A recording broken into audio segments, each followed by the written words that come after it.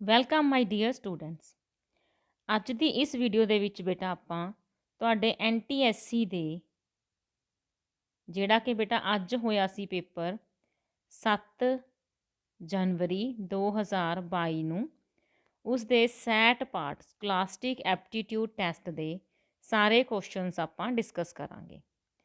ਤੁਹਾਡਾ ਇਹ set part ਜਿਹੜਾ ਸ਼ੁਰੂ ਹੋਇਆ ਸੀ ਬੇਟਾ ਕੁਐਸਚਨ ਨੰਬਰ 16 ਤੋਂ, ਜਿਹੜਾ ਕਿ ਹੈ ਮੈਥਮੈਟਿਕਸ। तो फस्ट क्वेश्चन करते हैं आप। If the lines 3x plus 2ky minus 2 is equal to 0 and 2x plus 5y plus 1 is equal to 0 are parallel then what is the value of k। जे ये दोने दित्तियां होइयां रेखावां की होण समानांतर तो फिर कहंदे k दा मुੱਲ पता करो। ਤਾਂ ਬੇਟਾ ਸਮਾਨ ਅੰਤਰ ਦੇ ਲਈ ਕੀ ਰੂਲ ਹੁੰਦਾ ਹੈ ਕਿ ਜਦੋਂ ਤੁਸੀਂ ਇਹਨਾਂ ਦਾ ਕੰਪੇਅਰ ਕਰਦੇ ਹੋ A1 over A2 B1 over B2 C1 over C2 ਤਾਂ ਇਹਨਾਂ ਦੇ ਵਿੱਚ ਰਿਲੇਸ਼ਨ ਆਉਂਦਾ ਹੈ। ਫਸਟ ਜਿਹੜਾ ਪੋਰਸ਼ਨ ਹੈ ਉਹ ਇਕੁਅਲ ਹੁੰਦਾ ਅਨੁਪਾਤ ਤੇ ਦੂਜਾ ਨਾਟ ਇਕੁਅਲ ਹੁੰਦਾ। ਤਾਂ ਆਪਾਂ ਇਸ ਤੋਂ ਸੋਲਵ ਕਰਦੇ ਹਾਂ ਇਹਨੂੰ। ਫਸਟ ਜਦੋਂ A1 ਬਟੇ A2 ਕਰੋਗੇ ਤਾਂ ਕੀ ਆਊਗਾ 3 ਬਟੇ 2। ਜਦੋਂ B1 ਬਟੇ B2 ਮਤਲਬ y ਦੇ ਕੋਫੀਸ਼ੀਐਂਟਸ ਚੱਕੋਗੇ ਤਾਂ ਉਹ ਆਊਗਾ ਬੇਟਾ 2k ਬਟੇ 5। ਇਹਨਾਂ ਦੇ ਵਿੱਚ ਹੈ ਬਰਾਬਰ ਦਾ ਨਿਸ਼ਾਨ ਪਹਿਲੇ ਦੋ ਅਨੁਪਾਤਾਂ 'ਚ। ਕ੍ਰਾਸ ਮਲਟੀਪਲਾਈ ਕਰ ਲਓ ਜੀ। 2 ਨੂੰ 2k ਨਾਲ ਗੁਣਾ ਕਰੋਗੇ 4k, 5 ਨੂੰ 3 ਨਾਲ ਗੁਣਾ ਕਰੋਗੇ ਇੱਧਰ ਨੂੰ 15। ਠੀਕ ਹੈ, ਤਾਂ k ਦਾ ਆਨਸਰ ਕਿੰਨਾ ਆ ਜਾਏਗਾ 15 ਬਟੇ 4। ਤਾਂ ਇਹ 15 ਬਟੇ 4 ਦੇਖੋ ਕਿਹੜੀ ਆਪਸ਼ਨ 'ਚ ਲਿਖਿਆ ਹੋਇਆ, ਇਹ ਸੈਕਿੰਡ ਆਪਸ਼ਨ ਦੇ ਵਿੱਚ ਲਿਖਿਆ ਹੋਇਆ। ਤਾਂ 16ਵੇਂ ਕੁਐਸਚਨ ਦਾ ਸਹੀ ਆਨਸਰ ਹੋਊਗਾ ਸੈਕਿੰਡ। ਦੂਜਾ ਜਿਹੜਾ ਕੁਐਸਚਨ ਹੈ sum of 2 numbers is 27 and product is 182 ਦਾ ਨੰਬਰਸ ਆਰ। ਦੋ ਸੰਖਿਆਵਾਂ ਨੇ ਬੇਟਾ, ਉਹਨਾਂ ਦਾ ਜੋੜ 27 ਹੈ ਤੇ ਗੁਣਾ ਉਹਨਾਂ ਦੀ 182 ਹੈ। ਜੇ ਤਾਂ ਇਹਨਾਂ ਨੂੰ ਆਪਾਂ ਮੈਥੇਮੈਟੀਕਲੀ ਚੱਲਦੇ ਹਾਂ ਤਾਂ ਪਹਿਲਾਂ ਮੈਂ ਤੁਹਾਨੂੰ ਮੈਥ ਨਾਲ ਸਮਝਾਉਂਦੀ ਹਾਂ ਵੀ ਮੈਥ 'ਚ ਆਪਾਂ ਇਹਨੂੰ ਕਿਵੇਂ ਸੋਲਵ ਕਰਦੇ ਹਾਂ ਤੇ ਫਿਰ ਮੈਂ ਅਸੀਂ ਤੁਹਾਨੂੰ ਟ੍ਰਿਕ ਦੱਸੂਗੀ। ਠੀਕ ਹੈ, ਦੇਖੋ ਦੋ ਨੰਬਰਸ ਨੇ ਤਾਂ ਪਹਿਲਾ ਨੰਬਰ ਆਪਾਂ ਜੇ ਮੰਨ ਲਈਏ x ਹੈ, ਫਸਟ ਨੰਬਰ ਜੇ ਆਪਾਂ ਲੈਟ ਕਰੀਏ ਬੇਟਾ ਕਿ ਉਹ x ਹੈ ਤਾਂ ਸੈਕਿੰਡ ਨੰਬਰ ਆਪਾਂ ਕੀ ਲੈਟ ਕਰਾਂਗੇ, ਦੋਨਾਂ ਦਾ ਜੋੜ 27 ਹੈ ਤਾਂ ਦੂਸਰਾ ਨੰਬਰ ਹੋਊਗਾ 27 minus x। According to question ਦੋਨਾਂ ਦੀ ਜਿਹੜੀ ਗੁਣਾ ਦਿੱਤੀ ਹੋਈ ਹੈ ਉਹ ਕਿੰਨੀ ਦਿੱਤੀ ਹੋਈ ਹੈ 182। ਆਪਾਂ ਜਦੋਂ ਮੈਥ ਦੇ ਵਿੱਚ ਸਮ ਕਰਦੇ ਹਾਂ ਇਹ ਚੌਥੇ ਚੈਪਟਰ ਦੇ ਵਿੱਚ ਤਾਂ ਇੱਦਾਂ ਹੀ ਸੋਲਵ ਕਰਦੇ ਹਾਂ। ਬ੍ਰੈਕਟ ਖੋਲਾਂਗੇ 27x ਮਾਈਨਸ ਐਕਸ ਸਕੇਅਰ ਬਰਾਬਰ 182। ਐਕਸ ਸਕੇਅਰ ਜਿਹੜੀ ਵੱਡੀ ਰਕਮ ਹੈ ਉਹ ਪੋਜ਼ੀਟਿਵ ਹੋਣੀ ਚਾਹੀਦੀ ਹੈ, ਇਸ ਕਰਕੇ ਸਾਰੀਆਂ ਰਕਮਾਂ ਨੂੰ ਆਪਾਂ ਰਾਈਟ ਸਾਈਡ 'ਤੇ ਲੈ ਜਾਵਾਂਗੇ ਤੇ ਬਾਅਦ ਵਿੱਚ ਉਹਦਾ ਲੈਫਟ ਸਾਈਡ ਬਣਾ ਦਾਂਗੇ। ਸਮਝੋ ਗੱਲ ਨੂੰ। ਦੇਖੋ ਇੱਧਰ ਆਪਾਂ 0 ਰੱਖ ਲਿਆ, ਸਾਰੀਆਂ ਰਕਮਾਂ ਉੱਧਰ ਲੈ ਗਏ। ਐਕਸ ਸਕੇਅਰ ਪਲੱਸ ਦਾ ਹੋ ਗਿਆ 27x ਮਾਈਨਸ ਦਾ ਹੋ ਗਿਆ 182 ਉੱਧਰ ਪਲੱਸ ਦਾ ਹੀ ਸੀ। ਫਿਰ ਔਰ ਲਿਖ ਕੇ ਆਪਾਂ ਇਹਨੂੰ ਖੱਬੇ ਪਾਸੇ ਲਿਖ ਲੈਂਦੇ ਹੁੰਦੇ ਹਾਂ। ਫਿਰ ਇਹਨਾਂ ਦੇ ਆਪਾਂ ਬਣਾਉਣੇ ਨੇ ਬੇਟਾ ਜੀ ਫੈਕਟਰ, ਗੁਣਨਖੰਡ। ਹੁਣ ਗੁਣਨਖੰਡ ਕਿੱਦਾਂ ਬਣਾਉਣੇ ਨੇ ਕਿ ਜੋੜ ਕਰਕੇ ਤਾਂ ਆਵੇ 27 ਤੇ ਉਹਨਾਂ ਦੀ ਗੁਣਾ ਕਰਕੇ ਆਵੇ 182। ਬਸ ਇੱਥੇ ਹੀ ਆਪਣਾ ਸਵਾਲ ਖਤਮ ਹੋ ਜਾਏਗਾ ਜਦੋਂ ਆਪਾਂ ਇਹ ਜੋਟੇ ਲੱਭ ਲਾਂਗੇ। ਤਾਂ ਇਹ ਜੋਟੇ ਬਣਨਗੇ ਬੇਟਾ 14 ਤੇ 13। ਜਦੋਂ ਆਪਾਂ 182 ਦੇ ਟੋਟੇ ਬਣਾਵਾਂਗੇ ਨਾ ਆਪਾਂ ਅੱਜ ਗੁਣਨਖੰਡ ਤਾਂ ਉਹ 14 ਤੇ 13 ਦਾ ਜਿਹੜੇ ਗੁਣਾ ਹੈ ਉਹ 182 ਬਣ ਜੂਗੀ ਤੇ 14 ਤੇ 13 ਦਾ ਜਿਹੜਾ ਜੋੜ ਹੈ ਉਹ 27 ਬਣ ਜੂਗਾ। ਇਸ ਲੈਵਲ ਤੇ NTSC ਦਾ ਪੇਪਰ ਦਿੰਦੇ ਹੋਏ ਆਪਾਂ ਇਸ ਨੂੰ ਇਸ ਤੋਂ ਅੱਗੇ ਨਹੀਂ ਸੋਲਵ ਕਰਨਾ। ਬਸ ਇੱਥੋਂ ਆਪਾਂ ਅੰਦਾਜ਼ਾ ਲਗਾ ਲੈਣਾ ਕਿ ਇੱਕ ਤਾਂ ਪਹਿਲਾ ਬ੍ਰੈਕਟ ਆ ਗਿਆ x ਮਾਈਨਸ 14, ਇੱਦਾਂ ਫੈਕਟਰ ਬਣ ਜਾਣਗੇ। x ਮਾਈਨਸ 13 ਤੇ x ਮਾਈਨਸ 14 ਦੋ ਫੈਕਟਰ ਬਣ ਗਏ, ਜਿੱਥੋਂ ਆਪਾਂ ਨੂੰ ਪਤਾ ਲੱਗ ਜਾਣਾ ਚਾਹੀਦਾ ਹੈ ਵੀ ਜੇ x ਮਾਈਨਸ 13 ਨੂੰ ਬਰਾਬਰ 0 ਕਰਾਂਗੇ ਤਾਂ x ਦਾ ਆਨਸਰ ਕਿੰਨਾ ਆਊਗਾ 13। x ਮਾਈਨਸ 14 ਨੂੰ ਆਪਾਂ ਬਰਾਬਰ 0 ਕਰਾਂਗੇ ਤਾਂ x ਦਾ ਆਨਸਰ ਕਿੰਨਾ ਆ ਜਾਊਗਾ 14। ਤਾਂ ਦੋ ਆਨਸਰ ਆਉਣਗੇ ਆਪਣੇ ਕੋਲੇ। ਜੇ ਫਸਟ ਟਰਮ ਆਪਾਂ 13 ਮੰਨਦੇ ਹਾਂ ਤਾਂ ਜਿਹੜੀ ਸੈਕਿੰਡ ਹੈ ਉਹ ਕਿੰਨੀ ਆਊਗੀ 27 ਮਾਈਨਸ 13 ਮਤਲਬ 14। ਜੇ ਆਪਾਂ ਪਹਿਲੀ ਨੂੰ 14 ਮੰਨਦੇ ਹਾਂ ਤਾਂ ਸੈਕਿੰਡ ਕੀ ਆ ਜਾਊਗੀ 27 ਦੇ ਵਿੱਚੋਂ 14 ਘਟਾਏ 13। ਮਤਲਬ ਦੋਨੋਂ ਹਾਲਾਤਾਂ 'ਚ ਆਪਣੇ ਕੋਲੇ ਦੋ ਆਨਸਰ ਆਉਣਗੇ 13 ਅਤੇ 14। ਠੀਕ ਹੈ, ਤਾਂ ਇਹਦਾ ਸਹੀ ਆਨਸਰ ਹੋਊਗਾ ਬੇਟਾ B ਆਪਸ਼ਨ। ਹੁਣ ਆਪਾਂ ਇਹਨੂੰ ਇੱਕ ਟ੍ਰਿਕ ਨਾਲ ਦੇਖਦੇ ਹਾਂ ਕਿਉਂਕਿ ਆਪਣੇ ਕੋਲ ਉੱਥੇ ਟਾਈਮ ਲਿਮਿਟਿਡ ਹੋਊਗਾ। ਤਾਂ ਇਹਨੂੰ ਆਪਸ਼ਨਾਂ ਵਿੱਚੋਂ ਲੱਭਣ ਦੀ ਕੋਸ਼ਿਸ਼ ਕਰੋ। 12 ਤੇ 13 ਇਹਨਾਂ ਦਾ ਜੋੜ ਕਿੰਨਾ ਬਣ ਜਾਏਗਾ? 12 ਤੇ 13 ਦਾ ਜੋੜ ਬਣ ਜਾਏਗਾ 25। 13 ਤੇ 14 ਦਾ 27। 12 ਤੇ 15 ਵੀ 27। 16 ਤੇ 11 ਵੀ 27। ਠੀਕ ਹੈ, ਠੀਕ ਆਪਣੇ 3 ਦਾ ਜੋੜ 27 ਬਣ ਗਿਆ। ਮਤਲਬ ਪਹਿਲੀ ਜਿਹੜੀ ਉਹ ਗੱਲ ਕਹਿ ਰਿਹਾ ਕਿ some of to numbers is 27, ਤਾਂ ਉਹਦੇ ਵਿੱਚ ਪਹਿਲੀ ਆਪਸ਼ਨ ਤਾਂ ਆਪਣੀ ਆਈ ਹੋਈ ਨਹੀਂ, 3 ਆਪਸ਼ਨਾਂ ਹੀ ਰਹਿ ਗਈਆਂ। ਹੁਣ ਦੂਜੀ ਜਿਹੜੀ ਹੈ ਕਿ ਉਹਨਾਂ ਦੋਨਾਂ ਦੀ ਗੁਣਾ 182 ਹੋਣੀ ਚਾਹੀਦੀ ਹੈ। ਤਾਂ ਬੇਟਾ ਚੈੱਕ ਕਰੋ, ਪਹਿਲਾਂ ਲਾਸਟ ਵਾਲਿਆਂ ਨੂੰ ਚੈੱਕ ਕਰੋ। ਜਦੋਂ 11 ਨੂੰ 16 ਨਾਲ ਗੁਣਾ ਕਰੋਗੇ ਤਾਂ ਪਿੱਛੇ ਆਊਗਾ 6 ਏਕਮ 6, ਤਾਂ 182 ਨਹੀਂ ਆ ਸਕਦਾ ਕਿਉਂਕਿ ਪਿੱਛੇ 6 ਆ ਗਿਆ, ਤੇ ਇਹਨੂੰ ਆਪਸ਼ਨ 'ਤੇ ਕਾਟਾ ਲਗਾਓ। 12 ਤੇ 15 ਨੂੰ ਗੁਣਾ ਕਰੋਗੇ ਤਾਂ 5 ਦੂਣੀ 10, ਪਿੱਛੇ ਆ ਗਈ 0, ਤਾਂ 182 ਨਹੀਂ ਆ ਸਕਦਾ, ਇਹ 'ਤੇ ਵੀ ਕ੍ਰਾਸ ਕਰੋ। 13 ਤੇ 14 ਦੇਖੋ, ਇਹਨੂੰ ਚੈੱਕ ਵੀ ਨਾ ਕਰੀਏ ਤਾਂ ਵੀ ਪਤਾ ਵੀ 4 ਤੀਏ 12, ਇਹਦੇ ਪਿੱਛੇ ਹੀ 2 ਆਉਂਦਾ। ਤਾਂ ਆਪਾਂ ਜਦੋਂ NTSC ਦਾ ਪੇਪਰ ਦੇ ਰਹੇ ਹਾਂ ਜਿੱਥੇ 1-1 ਮਿੰਟ ਦੇ ਵਿੱਚ ਆਪਾਂ 2-2 ਸਮ ਕਰਨੇ ਨੇ, ਤਾਂ ਉੱਥੇ ਤੁਸੀਂ ਇਹਨੂੰ ਥੋੜ੍ਹਾ ਸਪੀਡ ਨਾਲ ਕਰਨ ਦੀ ਕੋਸ਼ਿਸ਼ ਕਰਨੀ ਹੈ ਤਾਂ ਕਿ ਤੁਸੀਂ ਆਪਸ਼ਨਾਂ ਦੇ ਵਿੱਚੋਂ ਹੀ ਚੁਣ ਕੇ ਆਨਸਰ ਦੇ ਸਕੋ। ਠੀਕ ਹੈ ਜੀ, ਮੈਂ ਤੁਹਾਨੂੰ ਮੈਥਮੈਟੀਕਲੀ ਵੀ ਦੱਸਤਾ ਅਤੇ ਟ੍ਰਿਕ ਨਾਲ ਵੀ ਦੱਸਤਾ। ਨੈਕਸਟ ਕੁਐਸਚਨ 18ਵਾਂ ਕੁਐਸਚਨ ਸੀ ਬੇਟਾ, if the difference between points is equal to 5, ਆਪਣੇ ਕੋਲੇ 2 ਪੁਆਇੰਟਸ ਨੇ ਤੇ ਇਹਨਾਂ ਦੇ ਵਿੱਚ ਡਿਸਟੈਂਸ ਦਿੱਤਾ ਹੋਇਆ 5 units, then the value of x is, ਜੇਕਰ ਬਿੰਦੂਆਂ ਵਿਚਕਾਰ ਦੂਰੀ ਹੈ ਜਿਹੜੀ ਉਹ 5 ਦਿੱਤੀ ਹੋਵੇ ਤਾਂ ਆਪਾਂ ਇੱਥੇ ਦੂਰੀ ਸੂਤਰ ਲਗਾਓ ਬੇਟਾ। A B ਦੂਰੀ ਕੱਢਣੀ ਹੈ, ਉੱਥੇ ਫਾਰਮੂਲਾ ਨਹੀਂ ਲਿਖਣ ਬੈਠਣਾ, ਜਸਟ ਫਟਾਫਟ ਦਿਮਾਗ ਦੇ ਵਿੱਚ ਆਉਣਾ ਚਾਹੀਦਾ ਕਿ ਪਹਿਲੇ ਚੋਂ ਪਹਿਲਾਂ ਮਾਈਨਸ ਕਰਨਾ ਜੀ, ਉਹਦਾ ਸਕੇਅਰ ਕਰਨਾ, ਦੂਸਰੇ ਚੋਂ ਦੂਸਰਾ ਮਾਈਨਸ ਕਰਨਾ। ਹੁਣ ਜਦੋਂ ਇੱਥੇ ਮਾਈਨਸ ਦੀ ਨਿਸ਼ਾਨੀ ਪਾਵਾਂਗੇ ਤਾਂ ਇਹ ਆਪਣੇ ਆਪ ਹੀ ਮਾਈਨਸ ਹੈ, ਇੱਥੇ ਕੀ ਆ ਜਾਏਗਾ ਬੱਚੇ? ਪਲੱਸ। ਤਾਂ ਇਹ ਹੁੰਦਾ ਦੂਰੀ ਲਗਾਤੀ ਆਪਾਂ। ਠੀਕ ਹੈ, 2 ਤੇ 3 1 ਜਿਹੜਾ ਹੈ ਦੋਨੋਂ ਹੀ ਮਾਈਨਸ ਦੇ ਨੇ, ਬਣੂਗਾ 3, 3 ਦਾ ਸਕੇਅਰ ਮਾਈਨਸ ਤੇ 3 ਦਾ ਸਕੇਅਰ ਕਿੰਨਾ ਆਊਗਾ? 9।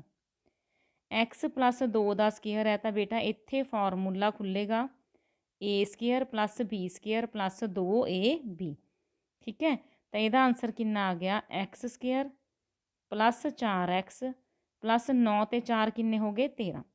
ਹੁਣ ਕੁਐਸਚਨ ਕੀ ਕਹਿ ਰਿਹਾ ਹੈ ਕਿ ਇਹ ਡਿਸਟੈਂਸ ਜਿਹੜਾ ਹੈ ਉਹ 5 ਦੇ ਬਰਾਬਰ ਹੈ। ਅੱਛਾ, ਇਹਦੇ ਉੱਪਰ ਅੰਡਰ ਰੂਟ ਵੀ ਹੁੰਦਾ, ਇਹ ਵੀ ਧਿਆਨ ਰੱਖਣਾ। ਠੀਕ ਹੈ, ਰੂਟ ਵੀ ਹੁੰਦਾ ਆਪਣੇ ਡਿਸਟੈਂਸ ਫਾਰਮੂਲੇ ਦੇ ਵਿੱਚ। ਹੁਣ ਇਹ ਜਿਹੜਾ ਆਨਸਰ ਹੈ ਆਪਣਾ ਆਇਆ, ਇਹ ਇਹਨੇ ਦਿੱਤਾ ਹੋਇਆ 5 ਦੇ ਇਕੁਅਲ। ਹੁਣ ਜੇ ਦੋਨੋਂ ਪਾਸੇ ਆਪਾਂ ਵਰਕ ਕਰਦੇ ਹਾਂ, ਦੋਨੋਂ ਪਾਸੇ ਵਰਗ ਕਰਨ 'ਤੇ ਮਤਲਬ ਸਕੇਅਰਿੰਗ ਕਰਨ 'ਤੇ ਆਪਣੇ ਕੋਲ ਕੀ ਆ ਜਾਊਗਾ? ਲੈਫਟ ਸਾਈਡ 'ਤੇ ਤਾਂ ਸਕੇਅਰ ਖਤਮ ਹੋ ਜਾਏਗਾ, ਰਾਈਟ ਸਾਈਡ 'ਤੇ 5 ਦਾ ਸਕੇਅਰ ਹੋ ਜਾਏਗਾ। ਦੇਖੋ ਆਪਾਂ ਜੇ ਦੋਨੋਂ ਪਾਸੇ ਇੱਦਾਂ ਸਕੇਅਰ ਕਰਦੇ ਹਾਂ ਤਾਂ 5 ਦਾ ਤਾਂ ਸਕੇਅਰ ਲਿਖਿਆ ਜਾਊਗਾ ਅਤੇ ਉਹਦਾ ਅੰਡਰ ਰੂਟ 'ਤੇ ਸਕੇਅਰ ਕੱਟ ਜਾਣਗੇ। x square plus 4x plus 13, ਇਹ 'ਚੋਂ 25 ਬੇਟਾ ਘਟਾ ਦਿਓ ਤਾਂ ਆਪਣੇ ਕੋਲੇ ਫਾਈਨਲੀ ਕੀ ਇਕੁਏਸ਼ਨ ਬਣ ਗਈ? ਇਹ ਇਕੁਏਸ਼ਨ ਬਣ ਜਾਏਗੀ। ਠੀਕ ਹੈ, ਸਭ ਤੋਂ ਪਹਿਲਾਂ ਦੇਖੋ ਇਹਦੇ ਆਪਾਂ ਕੀ ਕੀਤਾ ਹੈ? ਡਿਸਟੈਂਸ ਫਾਰਮੂਲਾ ਲਗਾਇਆ। ਜੋ ਡਿਸਟੈਂਸ ਫਾਰਮੂਲੇ ਦੇ ਨਾਲ ਆਨਸਰ ਆ ਗਿਆ ਉਹਨੂੰ ਆਪਾਂ 5 ਦੇ ਇਕੁਅਲ ਲਿਖਿਆ ਕਿਉਂਕਿ ਆਪਾਂ ਨੂੰ 5 ਦੇ ਇਕੁਅਲ ਕਿਹਾ ਹੋਇਆ ਸੀ, ਤੇ ਇੱਕ ਇਕੁਏਸ਼ਨ ਬਣਾ ਲਈ। ਇੱਥੋਂ ਮੈਂ ਸਕਰੀਨ ਸਾਫ਼ ਕਰ ਰਹੀ ਹਾਂ ਬੇਟਾ, ਆਪਾਂ ਇਹਨੂੰ ਜਾਂ ਤਾਂ ਉਤਾਰ ਲਓ ਜਾਂ ਕਿਤੇ ਇਹਦਾ ਸਕਰੀਨਸ਼ਾਟ ਲੈ ਕੇ ਰੱਖ ਲਓ। ਠੀਕ ਹੈ, ਹੁਣ ਦੇਖੋ ਨੈਕਸਟ ਆਪਣੇ ਕੋਲੇ ਇਕੁਏਸ਼ਨ ਬਣ ਗਈ x square plus 4x minus 12 is equal to 0। ਹੁਣ 12 ਦੇ ਆਪਾਂ ਫੈਕਟਰ ਬਣਾਉਣੇ ਨੇ ਤਾਂ 6 ਦੂਣੀ 12 ਹੁੰਦਾ ਜਾਂ ਫਿਰ 4 ਤੀਏ 12 ਹੁੰਦਾ। 6 ਚੋਂ 2 ਘਟਾ ਕੇ 4 ਬਣ ਜਾਂਦਾ, ਤਾਂ ਆਪਾਂ ਇਹਦੇ ਫੈਕਟਰ ਬਣਾ ਲਾਂਗੇ। ਹੁਣ ਦੇਖੋ ਜੀ, ਪਹਿਲੇ ਚੋਂ x ਕਾਮਨ ਕੱਢਿਆ x ਪਲੱਸ 6, ਦੂਸਰੇ ਚੋਂ ਮਾਈਨਸ ਦਾ 2 ਕਾਮਨ ਕੱਢਾਂਗੇ x ਪਲੱਸ 6 ਬਚ ਜਾਏਗਾ ਬ੍ਰੈਕਟ ਦੇ ਵਿੱਚ। ਪਹਿਲਾ ਗੁਣਨਖੰਡ ਕੀ ਬਣ ਗਿਆ? x ਮਾਈਨਸ 2, ਦੂਜਾ ਗੁਣਨਖੰਡ ਕੀ ਬਣ ਗਿਆ? x plus 6। ਪਹਿਲੇ ਗੁਣਨਖੰਡ ਨੂੰ ਜੇ ਆਪਾਂ 0 ਦੇ ਇਕੁਅਲ ਲਿਖਾਂਗੇ ਤਾਂ x ਕਿੰਨਾ ਆ ਜਾਊਗਾ? 2। ਦੂਜੇ ਨੂੰ ਜੇ ਇਕੁਅਲ ਟੂ 0 ਲਿਖਾਂਗੇ ਤਾਂ x ਕਿੰਨਾ ਆ ਜਾਊਗਾ? ਮਾਈਨਸ ਦਾ 6। ਇੰਨੀ ਕੁ ਆਪਣੀ ਪ੍ਰੈਕਟਿਸ ਹੋਈ ਹੋਣੀ ਚਾਹੀਦੀ ਹੈ ਕਿ ਆਪਾਂ ਨੂੰ ਇਹ ਸਟੈਪਸ ਲਿਖਣ ਦੀ ਜ਼ਰੂਰਤ ਨਾ ਪਵੇ। ਇਸ ਜਗ੍ਹਾ ਤੋਂ ਹੀ ਆਪਾਂ ਨੂੰ ਆਨਸਰ ਕਲੀਅਰ ਹੋ ਜਾਵੇ ਕਿ ਪਲੱਸ ਦਾ 6 ਹੈ ਤਾਂ ਦੂਸਰੀ ਸਾਈਡ ਜਾਊਗਾ ਮਾਈਨਸ ਦਾ 6 ਆਊਗਾ। ਜੇ ਤੁਸੀਂ ਮਾਈਨਸ ਦਾ 2 ਚੁਣਿਆ ਤਾਂ ਉਹ ਦੂਸਰੀ ਸਾਈਡ ਰਾਈਟ ਸਾਈਡ 'ਤੇ ਜਾ ਕੇ ਪਲੱਸ ਦਾ 2 ਆ ਜਾਊਗਾ, ਤੁਹਾਡਾ ਇੱਥੇ ਹੀ ਆਨਸਰ ਆ ਜਾਵੇ। ਠੀਕ ਹੈ ਜੀ, ਇਹ ਤਾਂ ਮੈਂ ਤੁਹਾਡੀ ਸਹੂਲਤ ਲਈ ਤੁਹਾਨੂੰ ਸੋਲਵ ਕਰਕੇ ਦਿਖਾਇਆ। ਤਾਂ ਇਹਦਾ ਕਿਹੜਾ ਆਨਸਰ ਆ ਰਿਹਾ ਹੈ? 2 ਤੇ ਮਾਈਨਸ 6। ਕਿਹੜੀ ਆਪਸ਼ਨ 'ਚ ਹੈ? 2 ਤੇ ਮਾਈਨਸ 6 ਫਸਟ ਆਪਸ਼ਨ ਦੇ ਵਿੱਚ। ਠੀਕ ਹੈ ਬੇਟਾ ਜੀ, ਕਲੀਅਰ ਹੋ ਗਿਆ ਇਹ। ਅਗਲਾ ਕੁਐਸਚਨ हाँ जी, अगला क्वेश्चन जिहड़ा है वो थोड़ा जिहा ध्यान देने वाला है। इन्हें कहा है find the area of largest triangle which is inscribed in a semi circle of radius r units. ਵੱਡੀ ਤੋਂ ਵੱਡੀ ਤ੍ਰਿਭੁਜ ਬਣਾਉਣੀ ਆ ਆਪਾਂ ਤੇ ਉਸਦਾ ਖੇਤਰਫਲ ਕੱਢਣਾ ਹੈ ਜਿਹੜੀ ਕਿ ਅਰਧ ਵਿਆਸ ਆਰ ਵਾਲੇ ਅੱਧੇ ਚੱਕਰ ਵਿੱਚ ਬਣੀ ਹੋਵੇ। ਤਾਂ ਬੇਟਾ ਇਹਦੀ ਪਹਿਲਾਂ ਫਿਗਰ ਬਣਾਓ।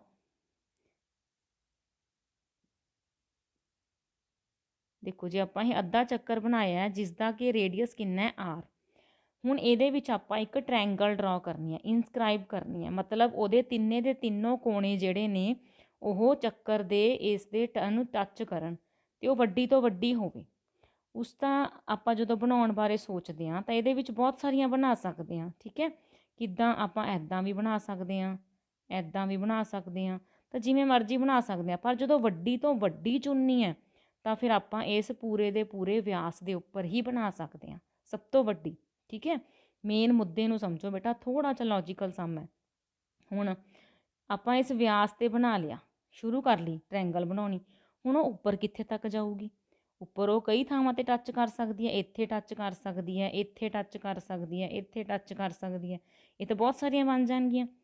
ਪਰ ਹੁਣ ਤੁਸੀਂ ਤਿਕੋਣ ਦੇ ਖੇਤਰਫਲ ਦੇ ਫਾਰਮੂਲੇ 'ਤੇ ਧਿਆਨ ਦਿਓ।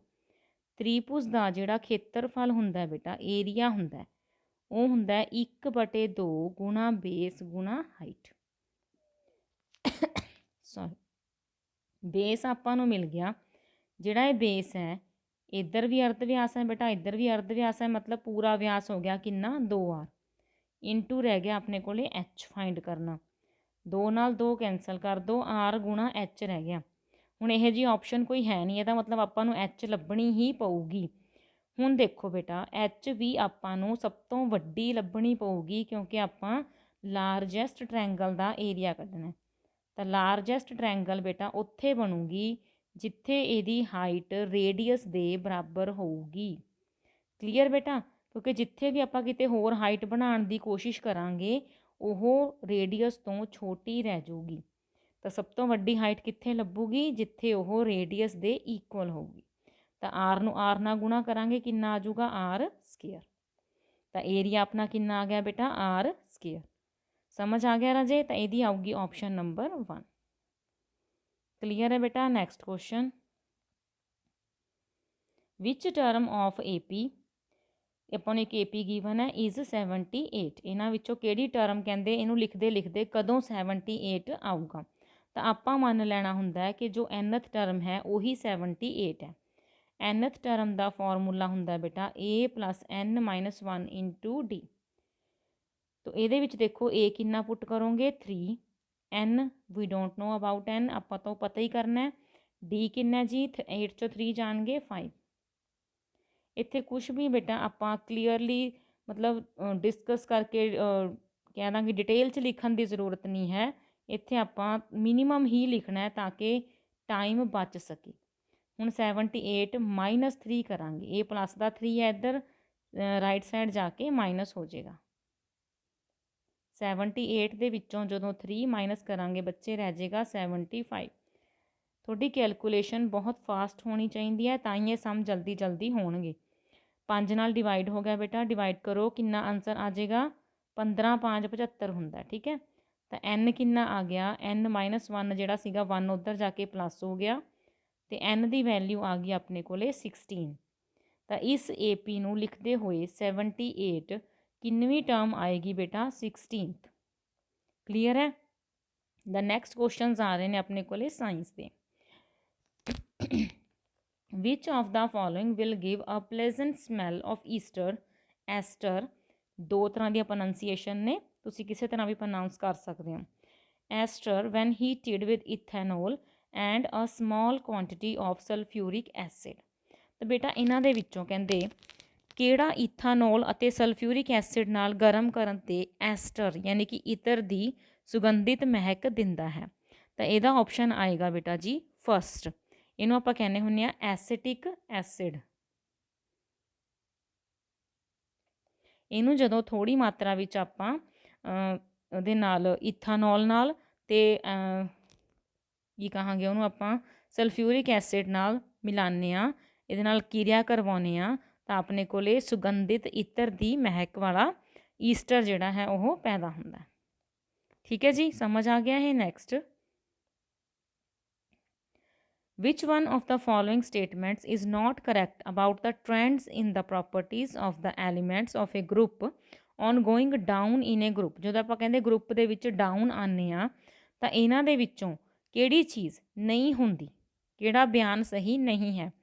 ਫਸਟ ਹੈ chemical reactivity of metals increases. Yes it is true, ਕਿਉਂਕਿ ਜਿਵੇਂ ਜਿਵੇਂ ਆਪਾਂ ਗਰੁੱਪ ਦੇ ਵਿੱਚ ਨੀਚੇ ਆਉਂਦੇ ਹਾਂ ਬੇਟਾ ਤਾਂ ਧਾਤਾਂ ਦੀ ਕਿਰਿਆਸ਼ੀਲਤਾ ਵੱਧਦੀ ਜਾਂਦੀ ਹੈ। ਸੈਕਿੰਡ ਹੈ ਦਾ ਮੈਟੈਲਿਕ ਕਰੈਕਟਰਸ ਆਫ ਐਲੀਮੈਂਟਸ ਇਨਕਰੀਜ਼ਿਜ਼, ਤੱਤਾਂ ਦਾ ਜਿਹੜਾ ਧਾਤਵੀ ਗੁਣ ਹੈ ਉਹ ਵੀ ਵੱਧਦਾ ਹੈ। Yes it is also true, ਜਿਵੇਂ ਜਿਵੇਂ ਆਪਾਂ ਗਰੁੱਪ ਦੇ ਵਿੱਚ ਡਾਊਨ ਆਉਂਦੇ ਹਾਂ ਤਾਂ ਇਹ ਵੀ ਮੈਟੈਲਿਕ ਜਿਹੜੇ ਗੁਣ ਨੇ ਉਹ ਵੱਧਦੇ ਨੇ। ਦ ਸਾਈਜ਼ ਆਫ ਦ ਐਟਮ ਇਨਕਰੀਜ਼ਿਜ਼, ਪਰਮਾਣੂ ਦਾ ਆਕਾਰ ਵੱਧਦਾ ਹੈ, ਇਹ ਵੀ ਬੇਟਾ ਸਹੀ ਹੈ। ਤਾਂ ਪਹਿਲੇ ਤਿੰਨ ਤਾਂ ਹੋ ਗਏ ਸਹੀ। ਦ ਵੈਲੈਂਸ ਇਲੈਕਟ੍ਰੋਨਸ ਇਨਕਰੀਜ਼, ਕਹਿੰਦੇ ਵੈਲੈਂਸ ਇਲੈਕਟ੍ਰੋਨਸ ਵੱਧਦੇ ਜਾਂਦੇ ਨੇ। ਯੈਸ ਬੇਟਾ ਇਹੀ ਉਹ ਜਿਹੜਾ ਕਥਨ ਹੈ ਜਿਹੜਾ ਸਹੀ ਨਹੀਂ ਹੈਗਾ।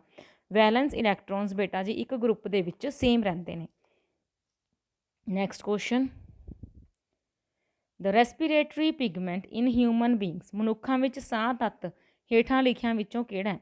ਤੇ ਇਹਦੇ ਵਿੱਚੋਂ ਸਾਹ ਤੱਤ ਹੈ ਬੇਟਾ ਹੀਮੋਗਲੋਬਿਨ। ਕਲੀਅਰ ਹੈ ਜੀ। Next question,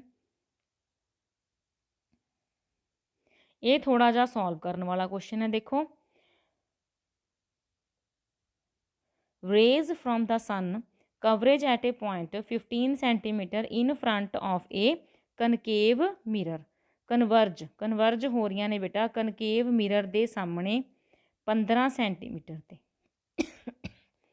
wear should an object be placed so that the size of its image is equal to the size of the object, ਕਹਿੰਦੇ ਇਸ ਥਾਂ ਤੇ ਅਸੀਂ ਕਿੱਥੇ ਰੱਖੀਏ ਆਬਜੈਕਟ ਨੂੰ ਤਾਂ ਕਿ ਉਹਦਾ ਜਿਹੜਾ ਇਮੇਜ ਬਣੂਗਾ ਉਹ equal to the size of the object, ਤਾਂ ਉਸ ਵਸਤੂ ਦੇ ਆਕਾਰ ਦੇ ਬਰਾਬਰ ਹੋਵੇ।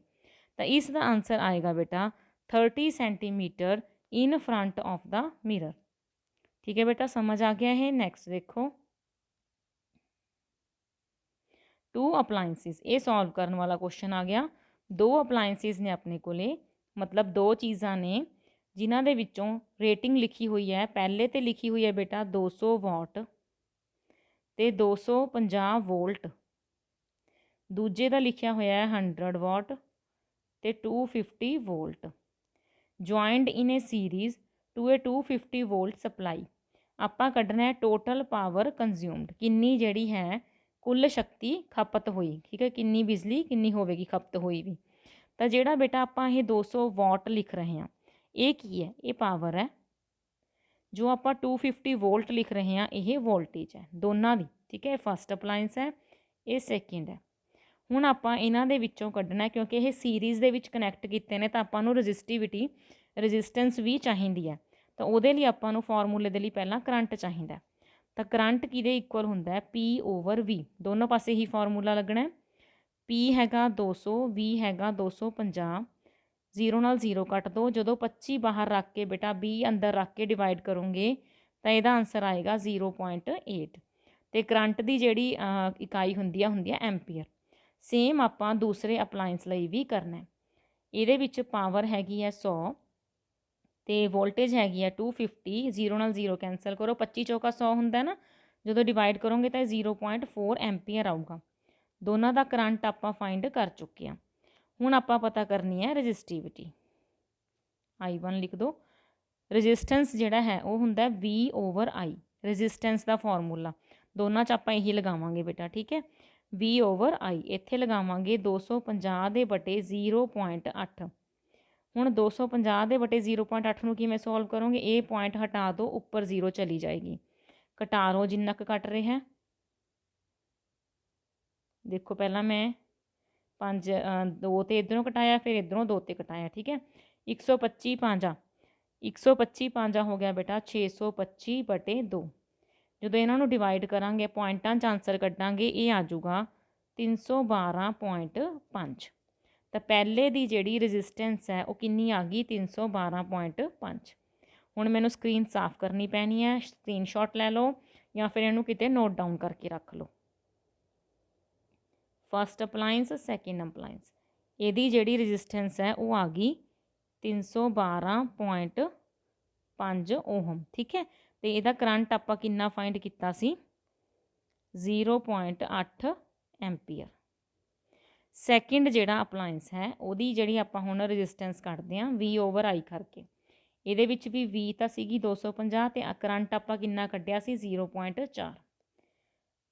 4 ਤੋਂ ਜਿਹੜਾ ਮੂਰੇ ਪੁਆਇੰਟ ਹੈ ਉੱਪਰ ਲੈ ਜਾਓ, ਕਟਾ ਲਓ ਬੇਟਾ ਇਹਨੂੰ। ਤਾਂ ਇਹ ਆ ਜੂਗੀ 625 ਟੋਟਲ, ਕੁਛ ਨਹੀਂ ਘਟਾਇਆ ਪੁਆਇੰਟਾਂ 'ਚ ਨਹੀਂ ਆਇਆ, ਠੀਕ ਹੈ। ਓਹਮ ਦੋਨਾਂ ਦੀ ਜਿਹੜੀ ਹੁਣ ਇਹ ਸੀਰੀਜ਼ 'ਚ ਜੋੜੇ ਗਏ ਨੇ, ਕਿਹਦੇ ਵਿੱਚ ਬੇਟਾ ਸੀਰੀਜ਼ ਵਿੱਚ।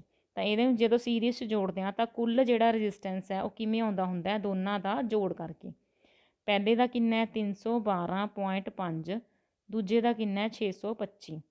ਜੋੜੋਗੇ ਬੇਟਾ ਇਹ ਆ ਜਾਊਗਾ 937.5, ਠੀਕ ਹੈ ਓਹਮ। ਹੁਣ ਰੈਜ਼ਿਸਟੈਂਸ ਕੁੱਲ ਪਤਾ ਲੱਗ ਗਿਆ, ਕਿਹਦੇ ਨਾਲ ਕੱਢਣਾ ਆਪਾਂ ਨੂੰ ਵੋਲਟੇਜ ਪਤਾ ਹੈ, ਤਾਂ ਹੁਣ ਆਪਾਂ ਇਹਦੀ ਕੁੱਲ ਪਾਵਰ ਕੱਢ ਸਕਦੇ ਹਾਂ। ਇੱਥੇ ਇਹਨੂੰ ਸਕਰੀਨਸ਼ਾਟ ਲੈ ਲਓ ਜਾਂ ਲਿਖ ਕੇ ਰੱਖ ਲਓ। ਹੁਣ ਆਪਾਂ ਕੱਢਣੀ ਹੈ ਟੋਟਲ ਪਾਵਰ, ਉਹਦਾ ਫਾਰਮੂਲਾ ਹੁੰਦਾ ਹੈ V²/R। V ਕਿੰਨੀ ਹੈ ਬੇਟਾ, ਵੋਲਟੇਜ ਦੋਨੋਂ ਪਾਸੇ 250, ਰੈਜ਼ਿਸਟੈਂਸ ਹੁਣੀ ਆਪਾਂ ਕੱਢੀ ਹੈ 237.5। 250 ਗੁਣਾ 250 ਬਟੇ 937, ਇੱਥੇ ਇਹਦਾ ਪੁਆਇੰਟ ਹਟਾ ਕੇ ਆਪਾਂ ਉੱਪਰ ਲੈ ਜਾਵਾਂਗੇ। 25 ਦੇ ਟੇਬਲ 'ਤੇ ਹੀ ਬੱਚੇ ਇਹਨੂੰ ਘਟਾਓ ਤੁਸੀਂ, ਠੀਕ ਹੈ, ਕਿਉਂਕਿ ਜੇ ਛੋਟੇ ਛੋਟੇ ਟੇਬਲ 'ਤੇ ਘਟਾਓਗੇ ਬਹੁਤ ਟਾਈਮ ਲੱਗ ਜੂਗਾ। 25 ਦੇ ਟੇਬਲ 'ਤੇ ਘਟਾਓ, ਇੱਥੇ ਆ ਜੂਗਾ 10, ਇਹਨੂੰ ਘਟਾਉਂਗੇ ਇਹ ਆ ਜੂਗਾ 375। ਫਿਰ 25 ਦੇ ਟੇਬਲ 'ਤੇ ਘਟਾਓ, ਉਰੇ ਆ ਜੂਗਾ 10, ਉਰੇ ਆ ਜੂਗਾ 25 × 25 15, ਹੈ ਨਾ। ਤਾਂ ਇਹਨੂੰ ਫਿਰ ਘਟਾਓ ਤੇ ਆ ਜਾਊਗਾ ਬੇਟਾ ਉੱਪਰ 200/3। ਇਹਨੂੰ ਡਿਵਾਈਡ ਕਰੋਗੇ ਆਊਗਾ 6, 6.66 ਹੀ ਚੱਲੀ ਜਾਊਗਾ। ਤਾਂ ਇਹਨੂੰ ਆਪਾਂ 66.7 ਲਿਖ ਦਾਂਗੇ। ਤਾਂ ਆਪਣਾ ਫਾਈਨਲ ਆਨਸਰ ਇਹ ਹੈ 66.7 ਵਾਟ। ਪਰ ਆਪਣੀਆਂ ਜਿਹੜੀਆਂ ਆਪਸ਼ਨਾਂ ਨੇ ਕਿਤੇ ਵੀ ਇਹ ਹੈ ਨਹੀਂ, ਆਪਾਂ ਇਹਦਾ ਨੀਅਰੈਸਟ ਲਿਖ ਲੈਂਦੇ ਹਾਂ। ਜੇ ਉਹ 66.7 ਹੈ ਤਾਂ ਉਹ ਅਪਰੋਕਸੀਮੇਟਲੀ ਕਿੰਨਾ 67 ਹੈ। ਤਾਂ ਇਸ ਦਾ ਆਨਸਰ ਬੇਟਾ ਆਏਗਾ 67 ਵਾਟ। ਕਲੀਅਰ ਹੋ ਗਿਆ। ਥੋੜਾ ਲੈਂਥੀ ਕੁਐਸਚਨ ਸੀ ਪਰ ਇੰਪੋਰਟੈਂਟ ਸੀ, ਇਹਨੂੰ ਧਿਆਨ ਨਾਲ ਕਰ ਲਿਓ, ਠੀਕ ਹੈ। ਨੈਕਸਟ ਜਿਹੜਾ ਹੈ SST ਸ਼ੁਰੂ ਹੋ ਗਈ ਆਪਣੇ ਕੋਲੇ। ਫਸਟ ਹੈਗਾ ਆਈਡੈਂਟੀਫਾਈ ਦਾ ਕਰੈਕਟ ਮੈਚਿੰਗ। ਆਪਾਂ ਮੈਚ ਕਰਨਾ ਵੀ ਕਿਹੜੀ ਜਿਹੜੀ ਨਦੀ ਹੈ ਉਹ ਕਿੱਥੋਂ ਉਤਪੰਨ ਹੁੰਦੀ ਹੈ, ਰੀਵਰਸ ਦਾ ਓਰੀਜਨ। ਤਾਂ ਫਸਟ ਹੈਗੀ ਹੈ ਬੇਟਾ ਇੰਡਸ। ਇੰਡਸ ਜਿਹੜੀ ਹੈ ਉਹ ਤਿੱਬਤ ਦੇ ਵਿੱਚੋਂ ਨਿਕਲਦੀ ਹੈ, ਇਹਦਾ ਓਰੀਜਨ ਕਿੱਥੇ ਹੈ ਤਿੱਬਤ। ਗੰਗਾ, ਗੰਗਾ ਜਿਹੜੀ ਹੈ ਬੇਟਾ ਉਹ ਉੱਤਰਾਖੰਡ ਦੇ ਵਿੱਚੋਂ ਨਿਕਲਦੀ ਹੈ। ਜਿਹੜੀ ਹੈਗੀ ਆ ਗੋਦਾਵਰੀ, ਗੋਦਾਵਰੀ ਦਾ ਜਿਹੜਾ ਉਤਪੰਨ ਪੁਆਇੰਟ ਹੈ ਉਹ ਹੈਗਾ ਮਹਾਰਾਸ਼ਟਰ 'ਚੋਂ। ਤੇ ਜਿਹੜੀ ਨਰਮਦਾ ਹੈ ਉਹਦਾ ਉਤਪੰਨ ਪੁਆਇੰਟ ਹੈਗਾ, ਉਤਪੱਤੀ ਓਰੀਜਨ ਕਿੱਥੋਂ ਹੈ ਮੱਧ ਪ੍ਰਦੇਸ਼ 'ਚੋਂ। ਤਾਂ ਇਹਦੀ ਜਿਹੜੀ ਸਹੀ ਆਪਸ਼ਨ ਆਊਗੀ ਬੇਟਾ ਉਹ ਆਊਗੀ A ਆਪਸ਼ਨ, ਠੀਕ ਹੈ। A ਆਪਸ਼ਨ, A 2 ਨਾਲ ਮਿਲ ਰਿਹਾ ਹੈ, ਦੇਖੋ B 1 ਨਾਲ ਮਿਲ ਰਿਹਾ ਹੈ, C 4 ਨਾਲ ਮਿਲ ਰਿਹਾ ਹੈ ਤੇ D 3 ਨਾਲ ਮਿਲ ਰਿਹਾ ਹੈ। ਕਲੀਅਰ ਹੈ ਬੇਟਾ। ਨੈਕਸਟ ਦੇਖੋ, in which of the following places royal Bengal tiger is found. ਤਾਂ ਇਹਨਾਂ ਦੇ ਵਿੱਚੋਂ ਰੋਇਲ ਬੰਗਾਲ ਟਾਈਗਰ ਜਿਹੜਾ ਹੈ ਉਹ ਸੁੰਦਰਬਨ ਡੈਲਟਾ ਦੇ ਵਿੱਚ ਮਿਲਦਾ, ਠੀਕ ਹੈ ਜੀ। ਇਹ ਰੇਅਰ ਸਪੀਸ਼ੀਜ਼ ਹੈ ਬੇਟਾ, ਇਹ ਇੱਥੇ ਹੀ ਮਿਲਦੀ ਹੈ। Next, which of the following statements are correct. ਆਪਾਂ ਇੱਕ ਸਟੇਟਮੈਂਟਸ ਦਿੱਤੀਆਂ ਹੋਈਆਂ ਨੇ, ਆਪਾਂ ਉਹਦੇ 'ਚ ਲੱਭਣਾ ਕਿ ਕਿਹੜੀ ਸਹੀ ਹੈ। ਪੰਜਾਬ ਹੈਜ਼ ਦਾ ਹਾਈਐਸਟ ਪਰ ਕੈਪੀਟਾ ਇਨਕਮ। ਤਾਂ ਪੰਜਾਬ ਦੇ ਲੋਕਾਂ ਦੀ ਕਹਿੰਦੇ ਪ੍ਰਤੀ ਵਿਅਕਤੀ ਆਮਦਨ ਸਭ ਤੋਂ ਵੱਧ ਹੈ। In Bihar sex ratio is 963 females per 1000 mails. Bihar ਦੇ ਵਿੱਚ ਕਹਿੰਦੇ 1000 ਮਰਦਾਂ ਪਿੱਛੇ 963 ਇਸਤਰੀਆਂ ਹਨ। ਇਸ ਦੋਨੋਂ ਸਟੇਟਮੈਂਟਸ ਦੇ ਵਿੱਚ ਬੇਟਾ ਦੋਨੋਂ ਹੀ ਫਾਲਸ ਨੇ। ਤਾਂ ਇਹਦਾ ਕਿਹੜਾ ਆਨਸਰ ਆਊਗਾ B ਆਪਸ਼ਨ। ਪਰ ਕੈਪੀਟਾ ਇਨਕਮ ਬੇਟਾ ਜੀ ਗੋਆ ਦੀ ਸਭ ਤੋਂ ਵੱਧ ਹੈ ਤੇ ਬਿਹਾਰ ਦੀ ਸੈਕਸ ਰੇਸ਼ੋ 963 ਨਹੀਂ 917 ਸਮਥਿੰਗ ਇੱਦਾਂ ਹੈ, ਪਰ ਹੁਣ ਉਹ ਨਵੀਂ ਸੈਂਸਸ ਦੇ ਅਕੋਰਡਿੰਗਲੀ ਥੋੜ੍ਹੀ ਬਦਲ ਵੀ ਸਕਦੀ ਹੈ, ਪਰ ਇੰਨੀ ਨਹੀਂ ਹੈ, 963 ਨਹੀਂ ਹੈ, ਠੀਕ ਹੈ ਜੀ। ਤਾਂ both statements are incorrect. 29th question, in 1827 the treaty of London was signed by. 1827 ਵਿੱਚ ਬੇਟਾ ਇੱਕ ਲੰਡਨ ਦੀ ਸੰਧੀ ਹੋਈ ਸੀ, ਉਹਦੇ ਉੱਪਰ ਕਿਸ ਨੇ ਦਸਤਖਤ ਕੀਤੇ ਸੀ? ਇੰਗਲੈਂਡ, ਫਰਾਂਸ, ਰਸ਼ੀਆ ਜਾਂ ਸਾਰੇ? ਤਾਂ ਇਹਦਾ ਆਨਸਰ ਆਊਗਾ ਬੇਟਾ ਆਲ ਆਫ ਦੀਸ। ਸਾਰਿਆਂ ਨੇ ਹੀ ਇਸ ਟ੍ਰੀਟੀ 'ਤੇ ਸਾਈਨ ਕੀਤੇ ਸੀ। Last, which of the following identity of voters has been ensured by the election commission. ਵੋਟਰਾਂ ਦੀ ਕਿਹੜੀ ਸ਼ਨਾਖਤ ਨੂੰ ਚੋਣ ਕਮਿਸ਼ਨ ਨੇ ਯਕੀਨੀ ਬਣਾਇਆ ਹੈ? ਦੇਖੋ, ਵੋਟਰ ਸੂਚੀ, ਚੋਣ ਫਾਰਮ, ਐਪਿਕ ਮਤਲਬ electoral photo identity card, PAN card. ਲੱਗ ਤਾਂ ਸਾਰੇ ਰਹੇ ਨੇ, ਜ਼ਰੂਰੀ ਨੇ, ਬਟ ਜਦੋਂ ਤੁਸੀਂ ਵੋਟ ਪਾਉਣ ਜਾਂਦੇ ਹੋ ਤਾਂ ਸੋਚ ਕੇ ਦੇਖੋ ਬੇਟਾ, ਸਭ ਤੋਂ ਪਹਿਲਾਂ ਤੁਹਾਡੇ ਤੋਂ ਕੀ ਮੰਗਦੇ ਨੇ? ਜਿਹੜੇ ਡਿਊਟੀ 'ਤੇ ਆਫੀਸਰ ਬੈਠੇ ਹੁੰਦੇ ਨੇ ਉਹ ਕੀ ਕਹਿੰਦੇ ਨੇ? ਸ਼ਨਾਖਤੀ ਕਾਰਡ ਦਿਓ, ਹੈ ਨਾ। ਤਾਂ ਸ਼ਨਾਖਤੀ ਕਾਰਡ ਕੀ ਹੁੰਦਾ ਬੇਟਾ? Electoral photo identity card, EPIC ਕਹਿੰਦੇ ਆ ਜਿਹਨੂੰ ਆਪਾਂ। ਇਹ ਜ਼ਰੂਰੀ ਹੁੰਦਾ, ਯਕੀਨੀ ਬਣਾਇਆ। ਤਾਂ ਇਹ ਸੀ ਬੇਟਾ ਤੁਹਾਡੇ NTSC ਦੇ ਸੈਟ ਪਾਰਟ ਦੇ ਸਾਰੇ ਕੁਐਸਚਨਸ। ਆਈ ਹੋਪ ਕਿ ਤੁਹਾਨੂੰ ਇਹ ਬਹੁਤ ਵਧੀਆ ਤਰ੍ਹਾਂ ਨਾਲ ਸਮਝ ਆ ਗਏ ਹੋਣਗੇ। ਵੀਡੀਓ ਨੂੰ ਪਸੰਦ ਆਉਂਦੀ ਹੈ ਤਾਂ ਬੇਟਾ ਲਾਈਕ ਜ਼ਰੂਰ ਕਰ ਦਿਆ ਕਰੋ ਅਤੇ ਚੈਨਲ ਨੂੰ ਸਬਸਕ੍ਰਾਈਬ ਕਰ ਦਿਓ। ਠੀਕ ਹੈ ਜੀ, ਬਾਏ ਬੇਟਾ।